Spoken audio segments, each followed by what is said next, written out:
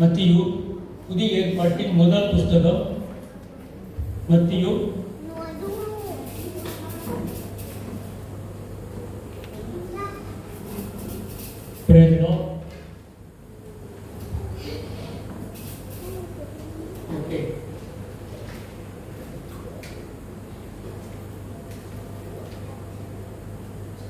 fulfillment of prophecy. தீர்க்க தரிசனம் நிறைவேறுகிறது. இயேசு கிறிஸ்துனுடைய தீர்க்க தரிசனம், அதாவது அவர் பிறக்கின்ற தீர்க்க தரிசனம் இன்றைய நம்ம தியானிக்க போகின்றோம். ஏனென்றால் இப்பொழுது நம்ம இந்த கிறிஸ்துமஸ் சீசன் நடக்கிறோம். அது முன்னுக்காக ஒரு சின்ன உதாரணம். ஒரு வயசானவர் இருந்தார் உங்க வீட்டில். அவங்க வயசானவர் இருக்கும் பொழுது அவர் சொன்னார், அவங்க மகன் இப்போதான் பார்க்குறாங்க ஜூமில் ஆப்ஸில். ஸோ அவர் வந்து ஸ்பாட்ஸில் டாட்டா விளையாண்டுருக்காரு. அப்போ அந்த டாட்டா கேட்டார், அந்த மாதவர்கிட்ட கேட்டார், அப்பா நான் என் மகன் விளையாடுறத நான் பார்க்கணும், அது எப்படி அப்படின்னு கேட்டார். அப்போ என்ன சொன்னாங்க, அந்த ஆப்ஸ்லாம் கொண்டு வந்துட்டாங்க. அப்போ ஆப்ஸ்லாம் கொண்டு வந்துட்டு பிறகு பார்த்துருந்தாரு. அப்போ ஆப்ஸ்லாம் வந்து என்ன செய்யணும், என்ன இன்னும் வரலை, அது எப்படி திறக்கிறது நீ சொல்லிக் கொடு நான் சொன்னேன். அவர் சொல்லிக் கொடுத்து சொன்னோன்னே அப்போ என்ன தட்டினாரு, அவர் இன்னும் வரலை. அப்போ அந்த மகள் சொன்னிச்சு, மவுஸை பாருங்க, அந்த மவுஸ் பாவிச்சா தான் அதை நீங்கள் திறக்க முடியும் அது சொல்லிட்டு அவரை தேங்க மவுஸா அப்படின்னு சொல்லிட்டு என்ன தேங்க எலியை பிடிச்சி அவர் இந்த கம்ப்யூட்டர் ஆட்டுறார். இன்னும் திறக்க முடியல, இந்த மாதிரி எலி என்னடா என் மகன் ஆப்ஸை திறக்க மாட்டேங்குது. அது வந்து என்ன நடக்குதுப்பா, என்ன செய்றீங்க, ஏன் அது வந்து எலி பிடிச்சி அந்த வாழை பிடிச்சி ஆடிட்டு இருக்கு கொண்டு முடியுது. அதுக்கு மவுஸ்னா மவுஸ் எது தெரியும், கம்ப்யூட்டர் பார்க்கறது தெரியும். மவுஸ்னா அது எலி இல்லை, அந்த கம்ப்யூட்டரை ஏற்றுகின்ற அந்த கணிதான் அது பேர் மவுஸ். அதே போல வேதத்தை சரியாக ஏற்க தெரியாதவங்க அவங்க வாழ்க்கையை சரியாக வாழ்ந்திருக்காங்க. என்னதான் வேதத்தை வச்சிருந்தாலும் அது சரியாக கீழ்ப்படிந்து நம்ம தியானிக்காவிட்டால் இதுல ஒரு பலன் இல்லை. சும்மா வச்சிருக்கலாம், பெரிய பெரிய பைபிளை வச்சிருக்கலாம், அழகான பைபிள் கூட வச்சிருக்கலாம். ஆனால் சரியாக புரிஞ்சுக்கிட்டு இது கீழ்ப்படிஞ்சால்தான் அதோட பலனை நீங்களும் நானும் அனுபவிக்கணும். இல்லைன்னா காட்டா மாதிரி நம்ம எலி பிடிச்சிட்டு ஆடிட்டு இருக்க வேண்டியதான். ஏன் சொல்ல வந்தாக்கா, நீங்களும் நானும் நான் வச்சிருக்கிற பைபிள் பார்த்தீங்கன்னாக்கா, இங்கிலீஷ் பைபிளாக இருந்தாலும் சரி, தமிழ் பைபிளாக இருந்தாலும் சரி, என்ன இருக்கும், முதல்ல எடுத்த உடனே என்ன வரும், பரிசுத்த வேதாகம் அப்படின்னு போட்டிருக்கேன். பைபிள் இங்கிலீஷ்ல ஹோலி பைபிள். நான் ஒரு பௌத்திகீதை பார்த்தேன், இங்கிலீஷ் டிரான்ஸ்லேஷன். அந்த பௌத்திகீதை தொடக்கம் மொழி இருக்கிற முன்னுக்கு நம்ம கவர்ல இந்துயிசம் இஸ் மித்தாலஜிக்கல் தெரியுமா? மித்தாலஜிக்கல் என்னது? மித்தாலஜிக்கல் என்னது? ஆங்கில வார்த்தை கற்றுக்குங்க. மித்தாலஜிக்கல்னா கட்டுக்கதைகள். இந்துயிசம் இஸ் மித்தாலஜிக்கல் கவலை எழுதியிருக்கிறான். ஸோ அதனால நம்ம கட்டுக்கதைகளை எழுதுங்க. ஆண்டவர் அதான் தீர்க்க தரிசனங்கள் நிறைவேறி கொண்டிருக்கிறது. இயேசு கிறிஸ்துவுடைய பிறப்பு முதலாவது தீர்க்க தரிசனம் இன்னொரு இந்த வசனத்தை வாசிங்க. மத்தேயு 22:23. மத்தேயு 1 அதிகாரம் 22:23. தீர்க்கதரிசியின் மூலமாய் கர்த்தராலே உரைக்கப்பட்டது நிறைவேறும்படி இதெல்லாம் நடந்தது. இதனால தீர்க்க தரிசனம் நிறைவேறும்படி இதே சொல்ல வரனாக்கா ஏதோ எங்கிருந்தோ ஆண்டு ஏசு குதிச்சாரு, எப்படி திடீர்னு வந்து நேரம் மாயம் பண்ணுதுன்னா அப்படின்னு சொல்லிட்டு கதை விடுறானுங்க. ஆண்டவர் இயேசு கிறிஸ்து பிறக்காத முன்புக்கே தீர்க்க தரிசனம் எங்கே உரைக்கப்பட்டிருக்கிறது? ஏசாயா 7:14. அதை வாசிக்க என்ன சொல்லுங்க. அப்படின்னாக்கா பழைய ஏற்பாடு ஏசாயா, புதிய ஏற்பாடு மத்தேயு. அப்ப இயேசு கிறிஸ்து பிறக்கிற முன்புக்காகவே தீர்க்க தரிசனம் எத்தனோ ஆண்டுகள் முன்புக்காகவே அது உரைக்கப்பட்டு விட்டது. படிங்க ஏசாயா 7:11. 14. ஆதலால் ஆண்டவர் தாமே உங்களுக்கு ஒரு அடையாளத்தை ஒரு சைன் அடையாளத்தை கொடுப்பார். இதோ ஒரு கன்னிகை கர்ப்பவதியாகி ஒரு பாலகனை பெறுவாள். சரி, அவருக்கு என்ன பேரு? இம்மானுவேல் என்று பெயரிடுவாயாக. அதே இதுதான் இங்க வருது. இம்மானுவேல் என்றால் தேவன் நம்மோடு இருக்கிறார். அதான் ஒரு அர்த்தம் Emmanuel. So baking give birth is not the mythical. இது கட்டுக்கதையில் இது முன்னே குறிக்கப்பட்டது. வேதாகமத்தில் சரித்திரத்தில் ஸோ குறிக்கப்பட்டதுதான் இன்றைக்கு மீனமாக ஆண்டு சொல்றாரு. என்னுடைய ஒரு கன்னிகை முதல் தீர்க்க தரிசனம் நிறைவேறுகிறது. அவர் பேரு இம்மானுவேல். இரண்டாவது மத்தேயு 2:5-6.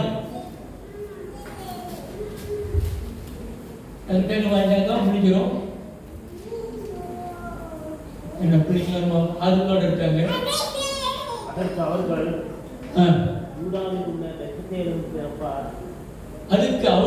யூதாவில் உள்ள பெத்லெஹேமிலே பிறப்பார்.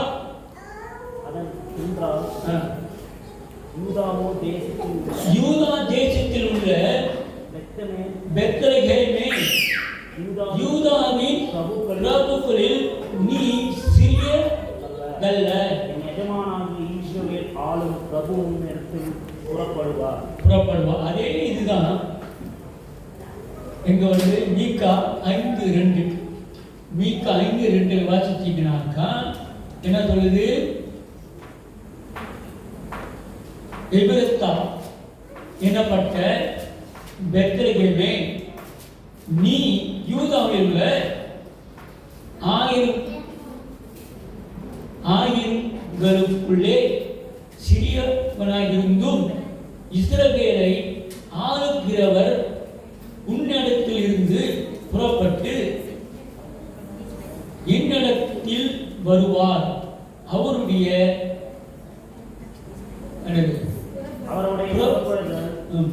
அன்னாதி நாட்களாகிய பூர்வத்தினாலும் உடையது. என்ன நடக்கிறது? முதலாவது ஆண்டவர் ஒரு கன்னியின் வயிற்றுல பிறப்பார். அந்த கன்னியோட வயிற்றில் பிறக்கும் போது அப்படியே இம்மானுவேல் என்று பெயரிடுவாங்க. அவர் எந்த இடத்துல பிறப்பார் என்னும் சொல்லியிருக்கிறது. ப்ரிசைஸ்லி ஸ்பெசிஃபிக்லி இது இன்னொரு காரியத்தை சொல்றேன். இயேசு ஒரு கன்னியின் இடத்துல பிறக்கணும். கன்னியின் இடத்துல பிறகுதான் அதான் வந்து ஒரு காலத்தில் சொல்லப்பட்டிருக்கு. நீ யார் வயிற்றுல பிறக்கன்னு சொல்லிட்டு ஆண்டவர் முன் குடிச்சிட்டார். இயேசு மட்டுமல்ல, உங்களையும் இன்னையும் எந்த அப்பனுக்கு எந்த அம்மாவுக்கு நீ பிறக்கன்னு சொல்லிட்டு முன்னையே குறிச்சிட்டாரு. நான் ஏன் உங்களுக்கு பிறக்கிறேன், நீ அவங்களுக்கு பிறந்த சொல்றதுக்கு வாய்ப்பே இல்லை. இயேசுக்கே வாய்ப்பு இல்லை. இயேசுவை ஒரு கண்ணின் வயிற்றில் பிறக்க வேண்டும். ஏன் மரியாள் பிறக்கல, ஏன் எலிசபெத் வயிற்றில் பிறக்கல? Okay.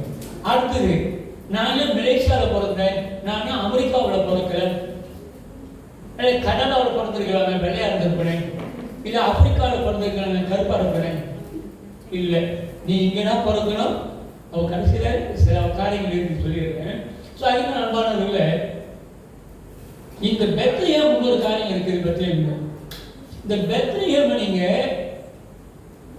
North to south, east to west அங்கே போட்டிருக்கு.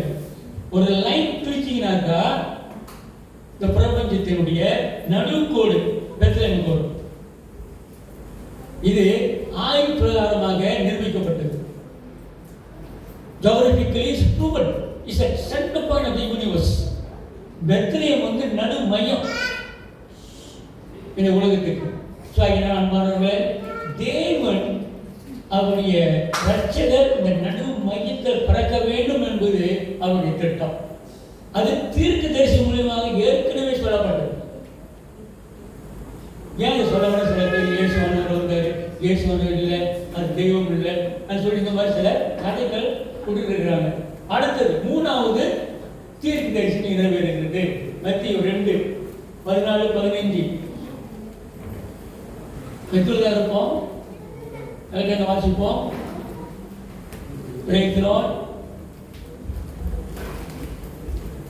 மத்தேயு 14:15 எடுத்தீங்களா? என்ன இருக்கீங்க?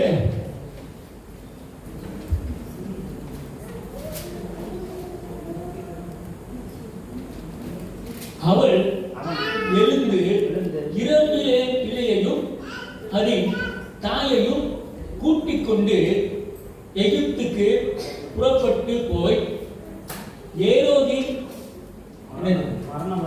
மரணம் பரியந்தம் அங்கே இருந்தான். எகிப்திலிருந்து என்னுடைய குமாரனை வரவழைத்தேன் என்று தீர்க்கதரிசி மூலமாய் கர்த்தரால் உரை. மூன்றாவது தீர்க்கதரிசி நிறைவேறுது. எகிப்திலிருந்து என்னுடைய குமாரனை வரவழைத்தார். ஆண்டவர் பிளான் வச்சுதான் அவருடைய ரட்சகரை இந்த பூமிக்கு அனுப்புறார். சும்மா ஒரு கதை விடுறாங்கன்னு சொல்லிட்டு நம்பாதீங்க. ஓகே. ஸோ என்ன சொல்ல வராங்க? தேவன் எகிப்திலிருந்து நீங்க ஓசியா 11:1 நீங்க வாசிச்சீங்கன்னாக்கா, இஸ்ரவேல் இஸ்மாயில் சிறு குழந்தையே இருக்க. ஓசியா இருக்கா?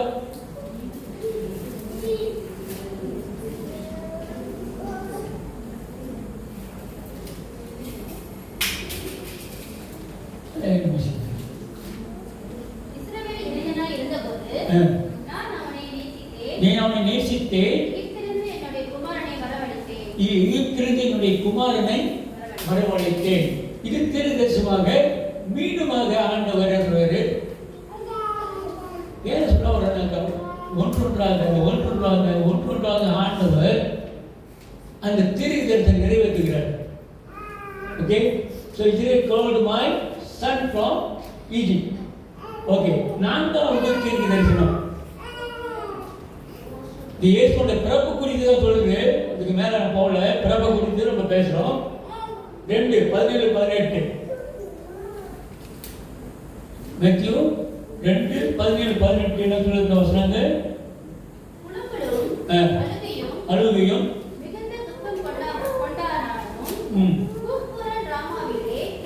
கூக்குரல் ராமாவிலே கேட்கப்பட்டது. ராக்கேல் தன்னுடைய பிள்ளைகள் அழுது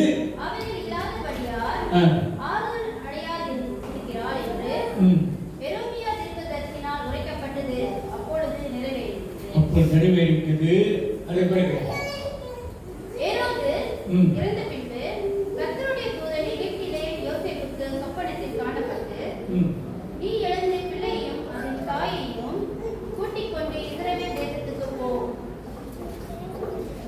okay.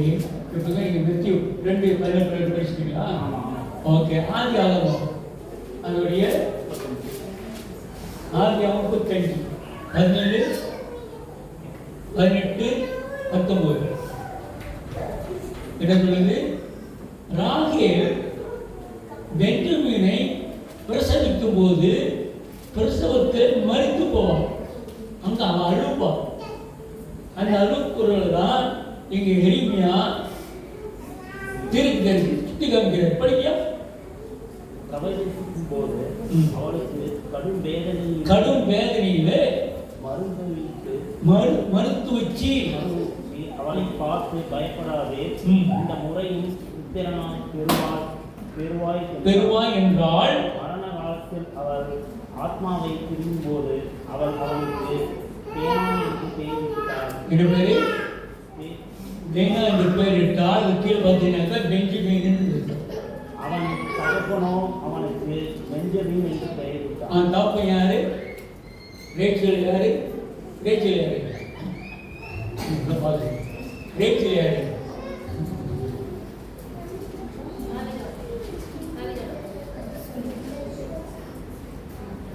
Good try, but wrong answer. Yes, யாக்கோபுடைய மனைவி தான் ரேச்சல். லேயா ரேச்சல் அக்கா தங்கச்சில. அந்த பெஞ்சமின் தான் கடைசி பையன். யோசேப்பு பெஞ்சமின் அவங்க 2 பேர் தான் அந்த பிள்ளைங்க. அவங்க ரேச்சலுக்கு பிறந்த பிள்ளைங்க. ஸோ இந்த பெஞ்சமின் கூட வரும் பொழுது ஆண்டவர் அவர் அழுகிறார். அந்த அழுகையை நிறைவேற்ற இங்கொரு தீர்க்க தரிசனமாக எரேமியா மூலமாக ஆண்டவர் அது நிறைவேறுகிறது. மீனமாய் ஸோ ரேச்சல் டைரக்ட் இன் பெத்லெஹேம் எங்கே பதக்கப்படுறார்? வேற எங்கே வந்து ரேச்சல் வந்து அவங்களுடைய அடக்கம் பண்ணுறாங்க பெத்லெஹேம்ல. இயேசு எங்கே பிறக்கிறாரு? பெத்லெஹேம்ல. See how this linking. இதான் நம்முடைய பழைய ஏற்பாட்டிலேயோ புதிய ஏற்பாட்டிலேயோ கோலுமையாகவே வந்து கொண்டது. ஏனென்றால் பழைய ஏற்பாட்டில் எழுதினவங்க யார் எவருன்னு தெரியாது. புதிய ஏற்பாட்டில் மேத்யூ எப்படி வந்தாலும் தெரியாது. ஆனால் அவங்களுடைய எழுதுகிறது தேவ ஆவியினால எழுதப்பட்டிருக்கிறது. 5வது 2, 21, 23 மேத்யூ 2வது அதிகாரம் 21வது வசனம் 22, 23 நசரேத்துக்கு போக சொல்லுவார் ஆண்டவர். இருக்கா?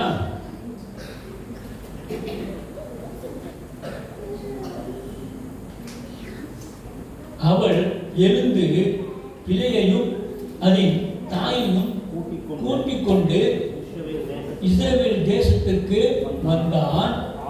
ஆகிலும் என்னது? ஆகிலும்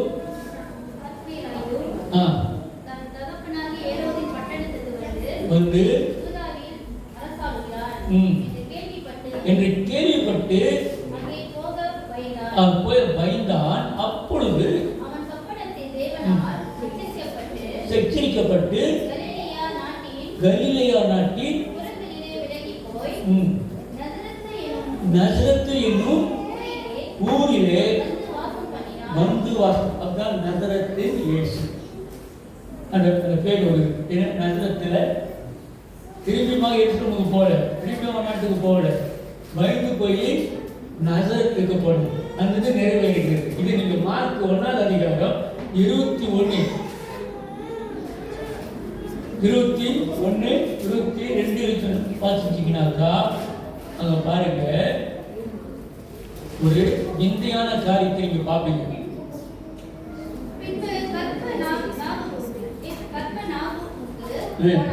போனார்கள்.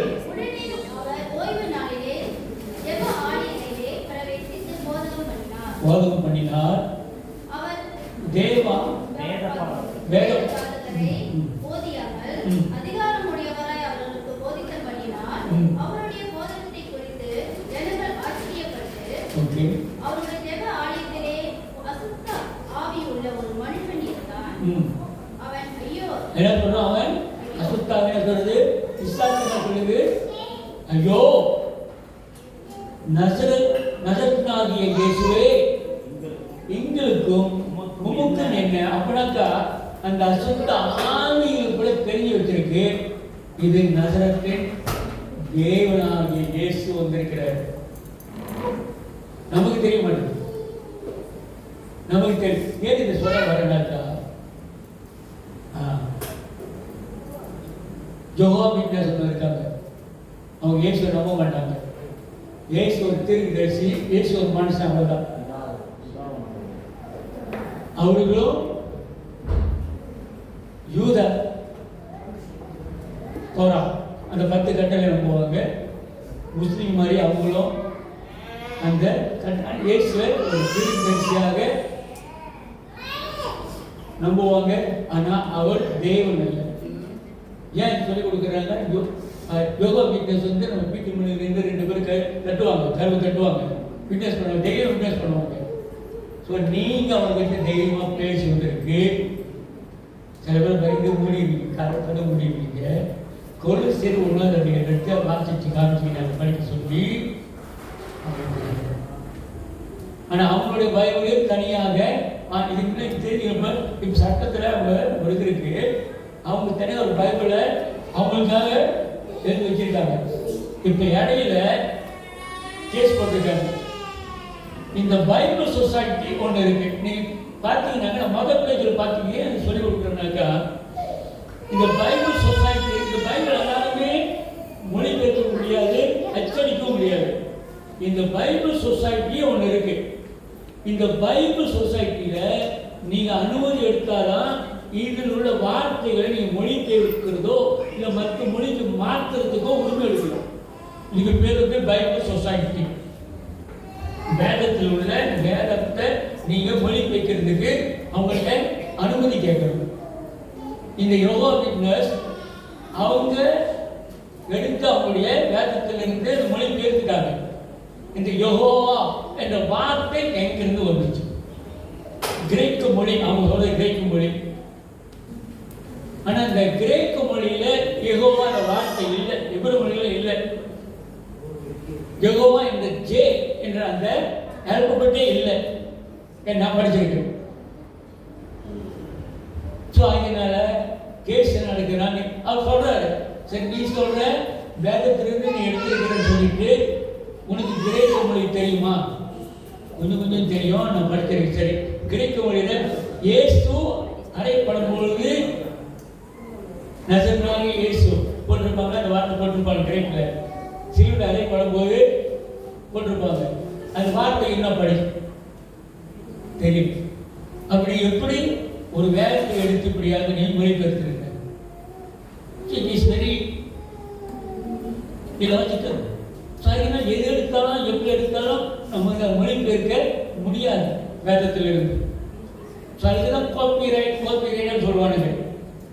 இந்த காப்பிரைட்டாக அனுமதி எடுக்கணும். நீங்கள் ஒரு வார்த்தை ஒரு சின்ன வார்த்தை எடுக்கிறதா இருந்தாலும் அந்த காப்பிரைட், அந்த அனுமதியை அந்த பப்ளிஷருக்கு நீங்கள் எடுக்கணும். அந்த ரைட்டுக்கு அவங்க அனுமதி கொடுக்கணும். அப்போ தான் நம்ம எடுக்க முடியாது. ஓகேவா? ஸோ அதனால நசரேத்தில் இயேசு 5வது தீர்க்கதரிசனம் நிறைவேறிச்சு. ஓகே, இது வந்து இயேசுனுடைய தீர்க்கதரிசனம் 5 காரியங்கள் நிறைவேறும்.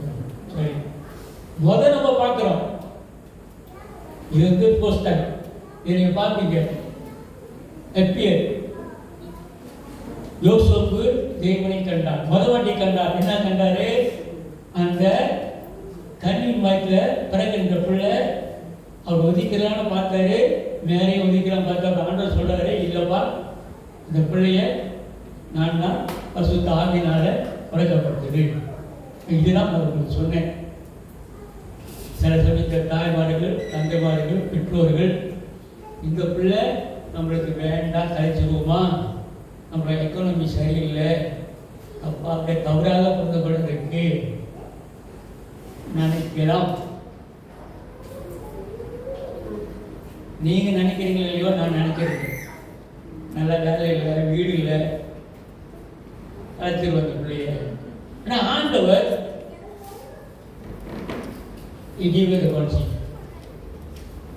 ஒவ்வொரு பிள்ளையும் தேவனால இந்த ஃபேமிலி வந்து பிறந்திருக்கும். முதல் இந்த டைம். ஓகே, 2வது விஷயம் எகிப்துக்கு நீ ஏன் எகிப்து போக சொல்றாரு? அங்க ஏரோது ராஜா அந்த பிள்ளையை கொல்ல தேடுறான். நான் கீழே போட்டிருக்கேன், ஃப்ரம் சீக் செக்னஸ் டேஞ்சர். ஆண்டவர் நீங்க பிறந்து வரும்போது எத்தனை டேஞ்சர்ஸ், எத்தனை சீக்கு, எத்தனை கவலைகள், எத்தனை வேதனைகள், இதெல்லாம் தப்பித்து நம்மளை கொண்டு வந்திருக்காரு. அல்லேலூயா, அல்லேலூயா. என்ன என்ன ஓகே, மற்ற மாதிரி தெரியாது. என்ன எவ்வளோ டேஞ்சர், எவ்வளோ அடிக்கடி சண்டை, கொலைகள், கொலை செய்ய கேட்டிருக்காங்க. ஏழுவதாக போல ஒரே நிமிடம் தப்பிச்சு கொண்டு நான் ஏன் சிங்கப்பூருக்கு வந்தேன்? இப்ப பார்க்குறோம். ஏன் சிங்கப்பூருக்கு பாரு, என்ன கோ டு நெசர். சிங்கப்பூருக்கு வந்தேன், அவளை கல்யாணம் பண்ணிட்டு சிங்கப்பூரின் ஆகிருக்கலாம், இல்லை பிஆர் ஆகிருக்கலாம். ஆனால் ஜோஹோருக்கு வந்து செட்டில் ஆகிட்டேன். ஜோஹோரியம் எப்போ நான் ஜோஹோரியம் அவன் நினைச்சு பார்க்கும்போது, இப்போ நான் நினைச்சு பார்க்கும்போது பிணையங்கள் இருந்து கூலிங்களை பிறந்து பிணையங்கள் இருந்து பிணையங்களுக்கு சிங்கப்பூருக்கு ஓடியது, சிங்கப்பூருக்கு ஓடியது ஜோஹோரில் கூலாயில். இங்கே ஆண்டவர் ஒரு ஊழியத்தை, ஒரு சபையை, ஒரு ஆளுக்குறை குடும்பத்தை கொடுத்துருக்காருன்னு எங்களுக்கு தெரியும். நீங்களும் நானும் அப்படிதான். எங்கேயோ பிறந்தோம், எங்கேயோ வளர்ந்தோம், எங்கேயோ தவிச்சு வந்து இங்க நம்ம ஒன்றாக ஒரு குடும்பமாக ஆராதிக்க தேவன் கொடுத்த இந்த கூழாய், இந்த சினாய் வட்டாரத்தில் சேர்த்துருக்காருனாக்கா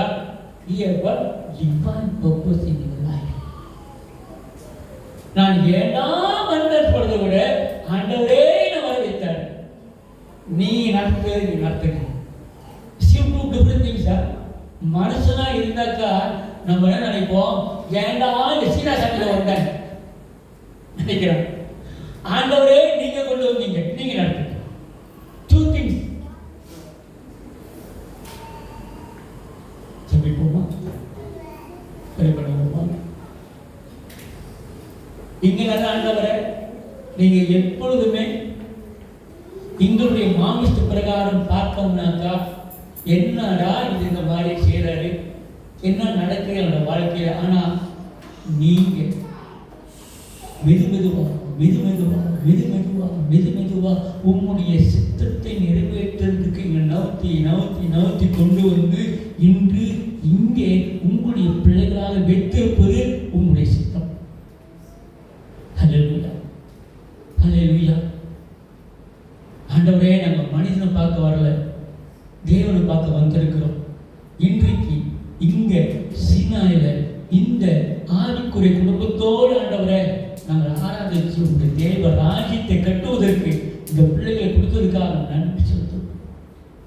ஆசீர்வாதம் தொடர்ந்து ஆண்டவரை உம்முடைய ஊழியர்களை செய்ய எங்கள் ஒவ்வொருவரையும் பயன்படுத்துங்க. இயேசு நாமத்தை ஜெபிக்கிறேன் நல்ல பிதாவே. என் ஆத்துமாவே கர்த்தரை ஸ்தோத்திரம், என் முழு உள்ளமே அவர் பரிசுத்த நாமத்தை ஸ்தோத்திரம். என் ஆத்துமாவே கர்த்தரை ஸ்தோத்திரம். கர்த்தர் செய்த சகல உபகாரங்களையும் மறவா. என்னுடைய அக்கிரமெல்லாம் மன்னித்து, என்னுடைய நோய்களெல்லாம் குணமாக்கி, கிருபையினாலும் இரக்கத்தினாலும் முடிசூட்டி, எல்லா நன்மையினாலும் என்னுடைய நாவை திருப்தியாகும். கழுகுக்கு ஒப்பான வாழ வைத்து தந்ததுக்காக நன்றி. ஏழை எளியோரை விதவிற்கு நீதியும் நியாயமும் கேட்கின்ற தேவன் நம்முடைய தேவன். தேவனுடைய ஆசீர்வாதம் பெற்றுக்கொள்வோமா? கிருபையின் தெய்வமே, அன்பின் இயேசுவே, பரிசுத்த ஆவி ஆனவரே, எங்களை பலப்படுத்தி திடப்படுத்தி இந்த மாதங்களை நடத்தி செல்வி, இந்த மாதங்கள் நடக்க போகின்ற காரியங்களை நடத்தி செல்வி விசுவாசிக்கிறோம். இயேசுவின் நாமத்தில் ஆசீர்வதிக்கிறோம், ஆசீர்வாதத்தை பெற்றுக் கொள்கிறோம். ஆமென். Praise the Lord. Praise the Lord. Praise the Lord. சரி, இந்த மாதம் பிறந்த பிள்ளைகள், திருமணம் பண்ண பிள்ளைகள், இந்த மாதம் யார் பிறந்திருக்காங்க? December babies. சரி, ஆரோ வாங்க, ஏன் உட்காந்துருக்கீங்க? ஓ, கேட்கலையோ? Praise the Lord.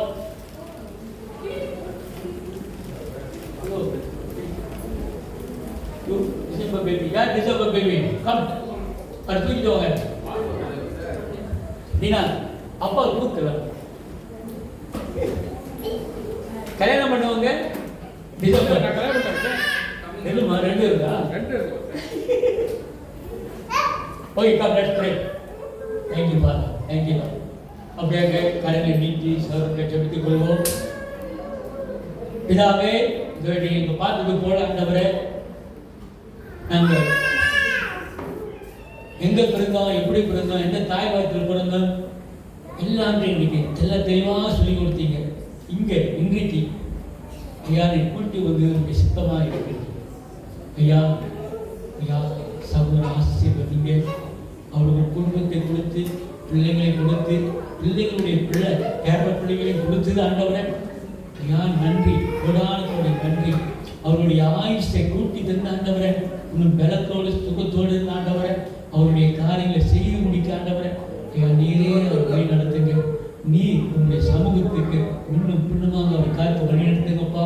அவர் செய்கின்ற வியாபாரத்தில் கேட்டு ஓட்டும் போது கூட ஆண்டவரே நல்ல பாதுகாப்பு தாங்க ஆண்டவரை. ஆசீர்வாதிங்க, குடும்பத்தை ஆசீர்வாதிங்க. அவர் கொடுத்த நல்ல மனைவி மக்களுக்காக நன்றி செலுத்துகிறோம், ஆசீர்வதிக்கிறோம்.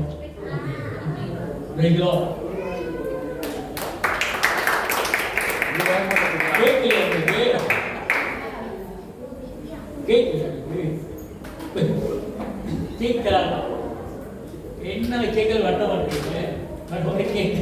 சரி, உங்களுக்கு மேல சாப்பாடு இருக்கு. இந்த சாப்பாடை சமைத்து வந்த தாய்மார்களுக்காக மிக மிக மிக்க மிக்க நன்றி. அல்லேலூயா. உங்களை நன்றி தெரிவித்துக் கொள்கிறேன் இயேசுவின் நாமத்தினாலே. ஆமென். மகன்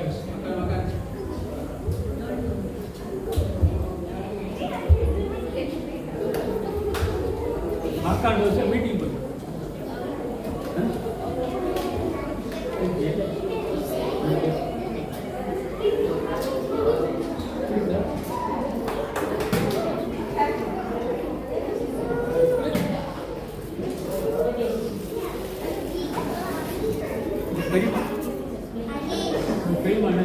என்ன சொல்லுங்க தெரியும்?